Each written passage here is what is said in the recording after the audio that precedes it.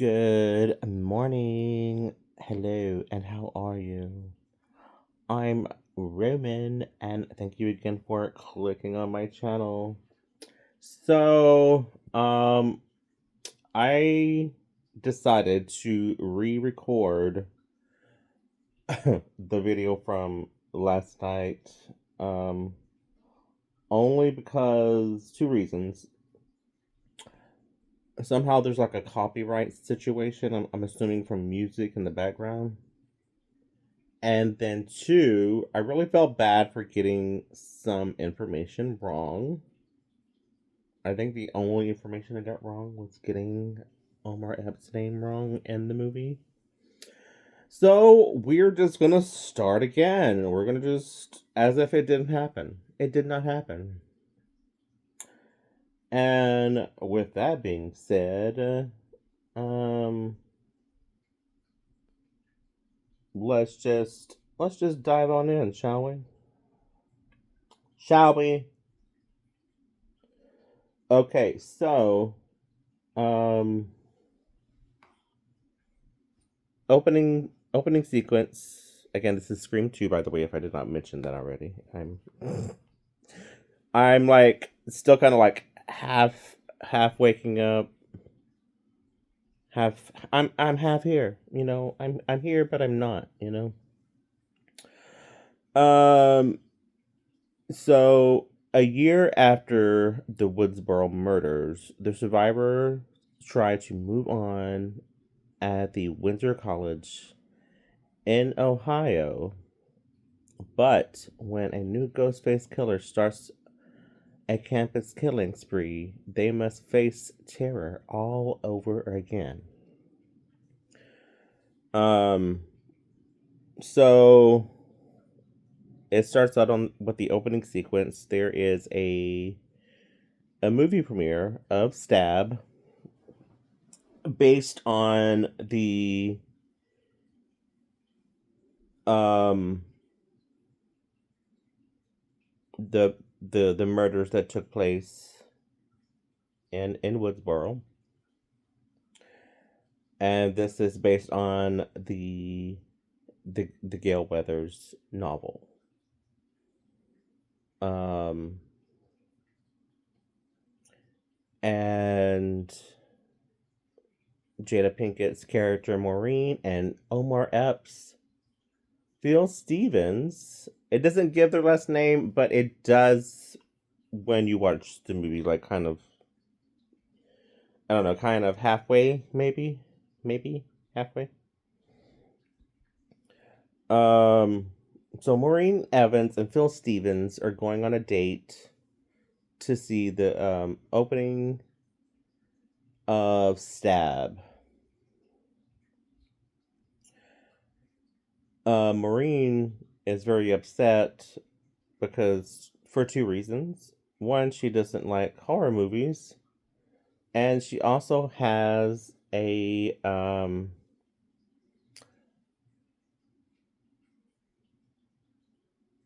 she has to study for something, um, and then feels like, babe, come on, these are free tickets. Did I mention they're free? And then she's like, who wants to sit through um some white bitches getting their asses cut the fuck up? Look, um, Sandra Bullock is playing right down the street. You know,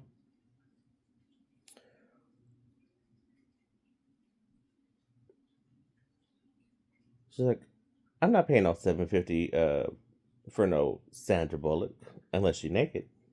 Oh, but you will sit through a movie called Stab. Um. Anyway, so they get in there. Um. There's a lot of banter, and they get their souvenirs, which is a copy of the original Ghostface Killer mask and cloak. And then everybody has basically started to put the cloak on. You have a few people who don't have them on, but the majority of the people have the mask and the cloak on. So they're sitting in there, they're watching the movie, um, and she's getting annoyed because a couple reasons is like one, it takes place in the bathroom, in the shower, and then she starts getting naked, and she doesn't like horror films. So she asked for some money to go get some popcorn and a Pepsi, and he gives her money, but he calls her cheap ass. She gets the popcorn and gets the Pepsi, and about to come back, and then he scares her coming out of the closet next to the theater. She's like, why do you always gotta be playing around? She's like, it's just a movie. It's just a movie. You know I don't like that. So blah blah blah. She goes sit down, he goes use the restroom, and the urinals are taken, so he uses the stall.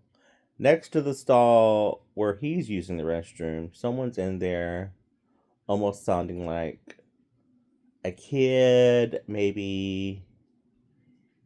um I don't know. It sounds like kid like in a way. And saying, Mommy, Mommy. And it's like kind of faint, you know? And I have questions. I really do. But he sticks his ear right up next to the side of the stall, trying to figure out like what is he saying, I guess. And then Ghostface is there and just like wow, stabs him like kind of like right here. And apparently just that alone kills him. I don't know. I guess there's a lot of blood loss and he's dead. He's dead. So, well, let me finish, and then I have questions. I have questions. I really do. I have questions. Um. So Maureen is in the theater watching the film, and then what's supposed to be or looks like Phil comes back and sits down. He has the whole get up on plus the jacket. It's really Ghostface, duh. And she's like, "Baby, give it up." Looks like you came back just in time. Looks like she's about to get it. And so she's like, "You want some popcorn?" And he shakes his head because it's not gonna talk. It's Ghostface, right? And so she's like, "Oh, she's about to get it. Come on, here it goes, here it goes." And then she's like, kind of like hiding her face into him. And when she does that, she gets up and then she's looking at her hands, blood's on them. She's looking back at him, looking back up at him. And then when she keeps doing that, he turns and then like has the knife and just like stabs in the gut, right? So she sits there for a moment, then she gets up and tries, to move while he follows her and like stabs her in the back, then stabs her back in the stomach. While then she's walking up to the stage.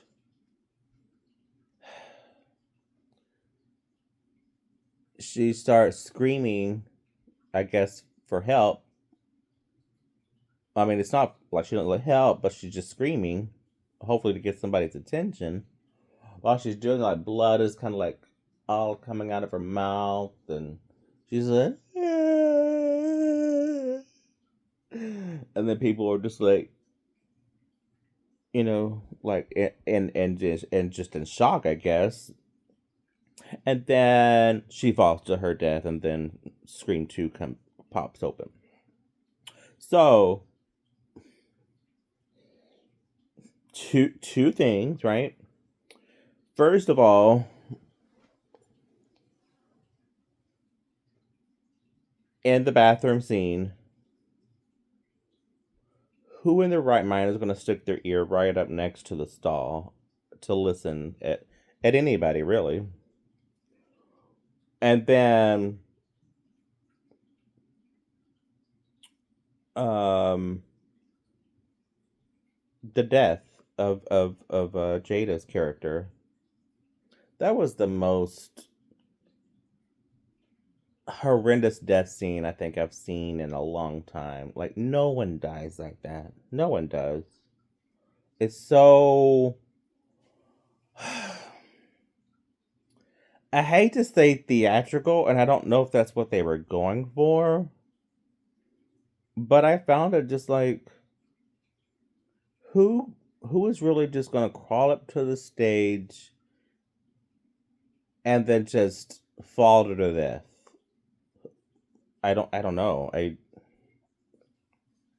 So for those two reasons, I am going to drop my score. And again, I did this yesterday, but again, we're gonna pretend like that didn't happen, because I gave um Scream a 9 out of 10. This would have been a 10 out of 10 if it wasn't for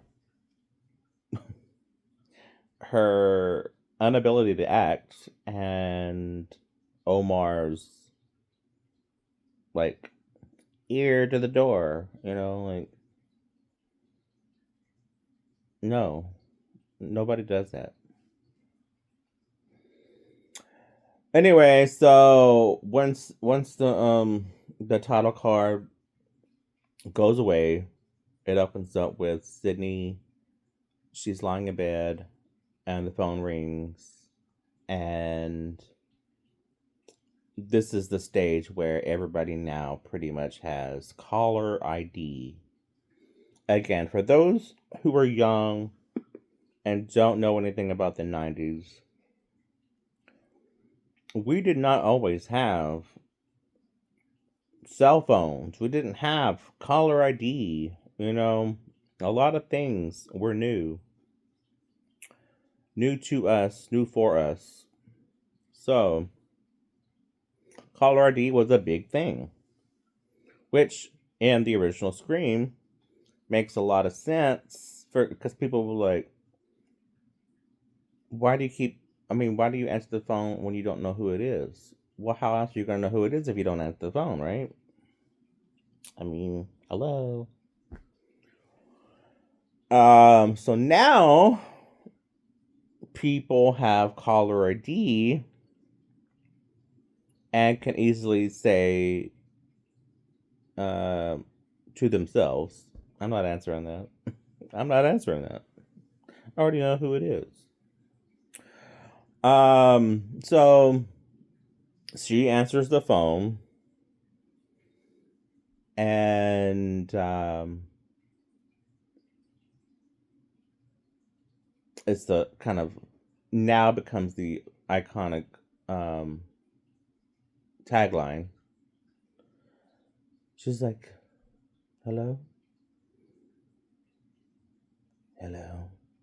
Yes? What's your favorite scary movie? Who is this? You tell me your name, I'll tell you mine.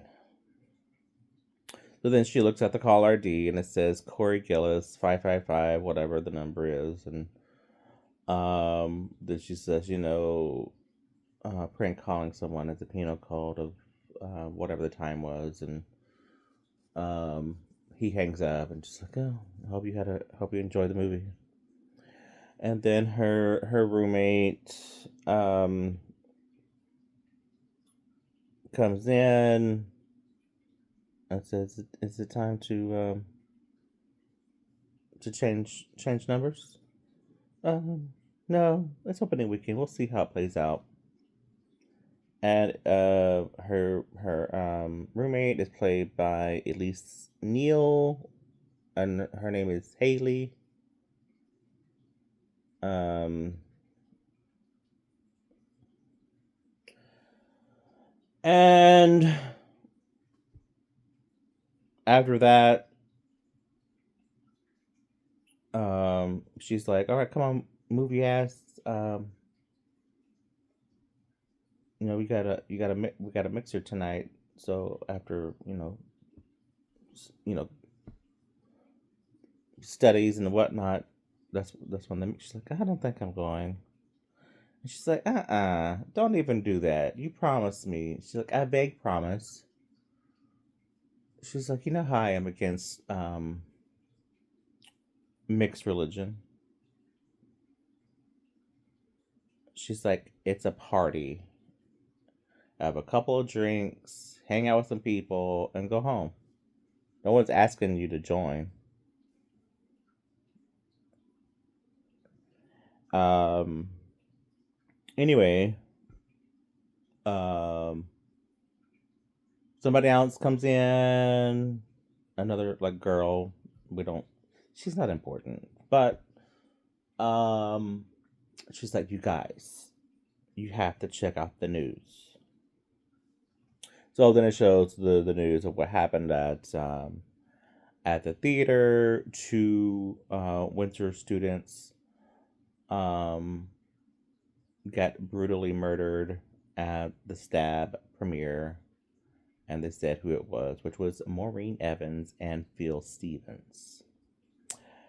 Um, cut to them trying to figure out where Randy is. Randy is in film class, and joined by there's a few faces, of course. Again, if you haven't seen Scream 2, where have you been? And for those who have seen it, awesome for you. So there's some familiar faces, and again, in the 90s, you're like, either you know who these people are or you don't know who these people are. That's just kind of what it is. Going through life and you see these people now, you're like, yes, I know who that person is. So you have, obviously, Randy, played by Jamie Kennedy. Um, you have Timothy Oliphant, who plays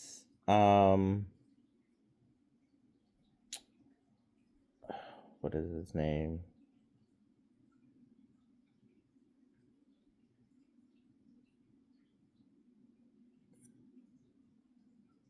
Mickey, of course, is the freaky Tarantino film student.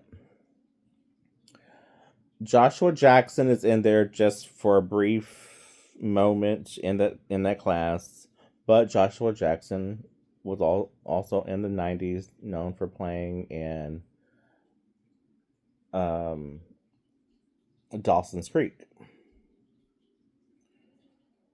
Um, Jerry Connell plays Derek, and Derek is Sydney's boyfriend in this film.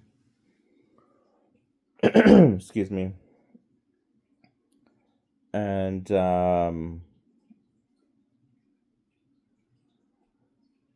Dwayne Martin, which we'll get to, plays Joel. Um, Gail's new cameraman. So, um, Sarah Michelle Gellar plays Cece, also a film student. They're doing some like banter, whatever, in the class, and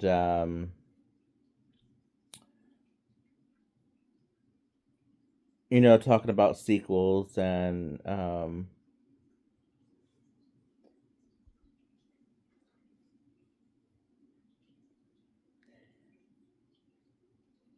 it's Scream has been like and sequels on have has been one of those films to make fun of other films and honor also films as well, and like you see in the first Scream, it honors Halloween so much so that there is homages so much, it's like when Sydney takes her clothes off, and then so does the girl in Halloween. Um,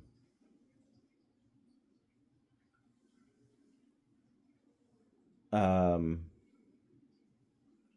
Sydney is basically um the new Laurie. Basically, she's been so iconic. It's like she's the final girl.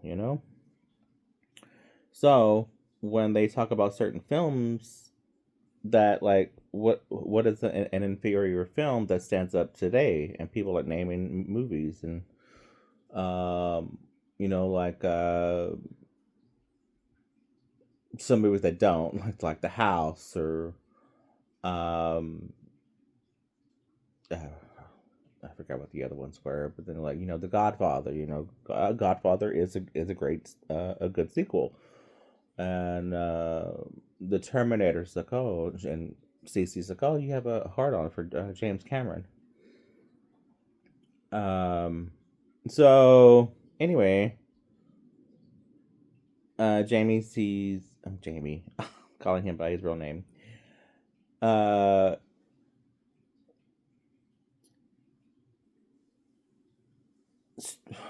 fuck. Why do I always draw a blank?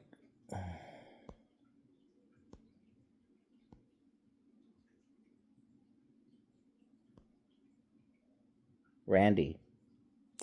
Randy sees Sydney, and so they're going out and talking, and it's um, like it's happening again, and he's trying to be in denial because he doesn't want it to happen again. Um, and she's like, "It's happening again." It's like, "No, it's not." It's like uh, two people get killed at the theater. She's like, "A lot of things can happen at the theater. People get shot, maimed, murdered." Um, and she's like, "Yeah, but while you're watching a movie that's based on the Gail Weathers novel, um, so then comes the boyfriend, just played by Jerry Connell, as I mentioned, blah blah blah, and then they see um, Gail Weathers. Gail Weathers is, talking to the sheriff. Like, oh look, she looks like she's had work done. That even don't know if it was on purpose or not, but she has had work done.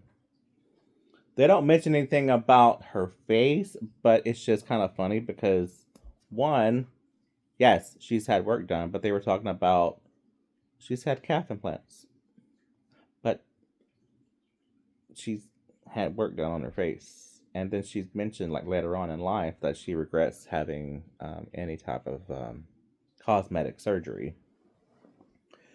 Anyway, then um, Sydney sees Dewey. They have like a little mini reunion, and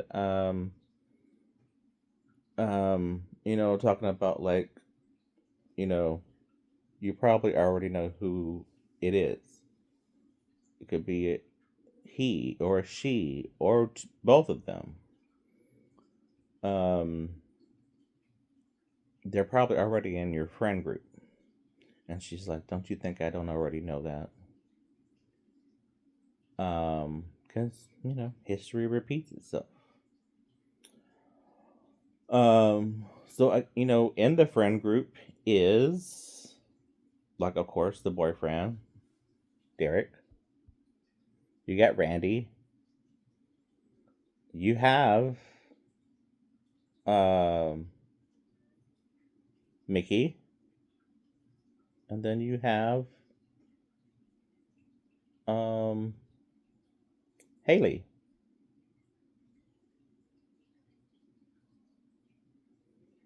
It's always someone in the friend group. Always. Um,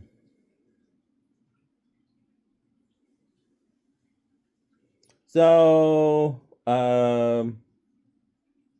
Dewey and Gail catch up. Wasn't a pleasant a pleasant meeting, but then they're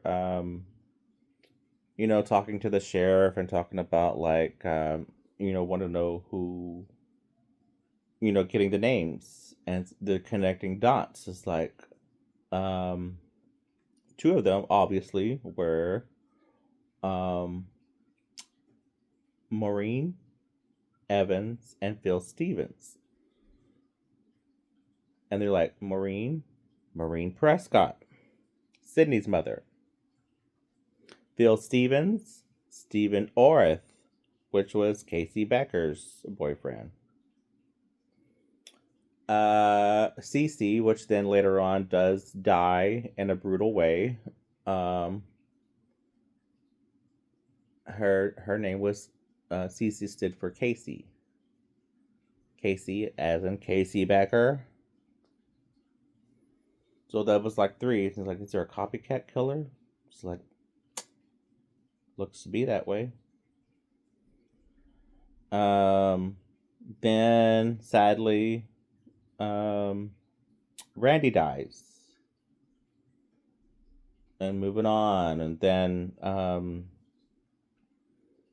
we're just gonna move on to like the final act.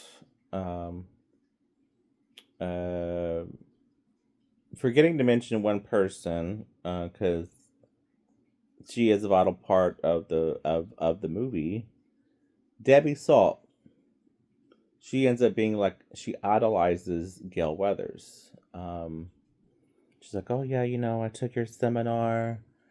I asked a lot of questions in the front row. Um, and and at least me personally, I didn't really think about it. That's the sequel, right? I'm looking at her and I'm like, I knew who she was in real life. That's she played on Roseanne. Um, Laurie Metcalf, and she's been in some movies. Um, and so I never thought she, she would have been one of the killers. But after watching this movie and then, going on, you're like, if you see someone more than once, they could also be a targeted person to be the killer. But now it just seems like when you're watching these movies, it's like like you automatically know who it is. It's like they don't care that um it's like there's no surprise element, because it used to be like a who done it like thing. And I was like, oh wow, because the first one, look, Billy Loomis was a dead giveaway. Like, if you didn't know that was that person, are you a fucking moron? Seriously. I mean, he gave serial killer vibes. And then Stu was crazy. So, I mean,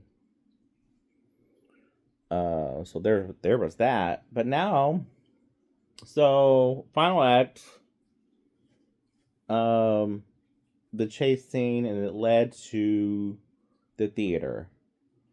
Um, you see Sydney's boyfriend, Derek, he's tied up to like a star or something. And like his body just, tied up like that on it. And so she's trying to get him down. And then you see Ghostface just like, I wouldn't do that if I were you. Don't you know history repeats itself? And then he takes off the mask, and then it ends up being um, Mickey, the freaky Tarantino film student. Uh, then like lights and stuff starts coming on, and stuff goes up. And she's like, "Now who could that be?" I had to have a um. I had to have help because he was first convincing him, or well, convincing her that history repeats itself, right? And thinking like, oh, it's the boyfriend, because history repeats itself, right? Um, wasn't him, so Mickey kills him right in the chest, And then who comes through the winds? First, it's Gale Weathers, and then after it is Debbie Salt. But it's not Debbie Salt, because like, who is Debbie Salt? Debbie Salt doesn't exist. It ends up being Billy Loomis's mother. Never got a full name, just like Mrs. Loomis. Billy's mother. So there's a lot of chasing back and forth.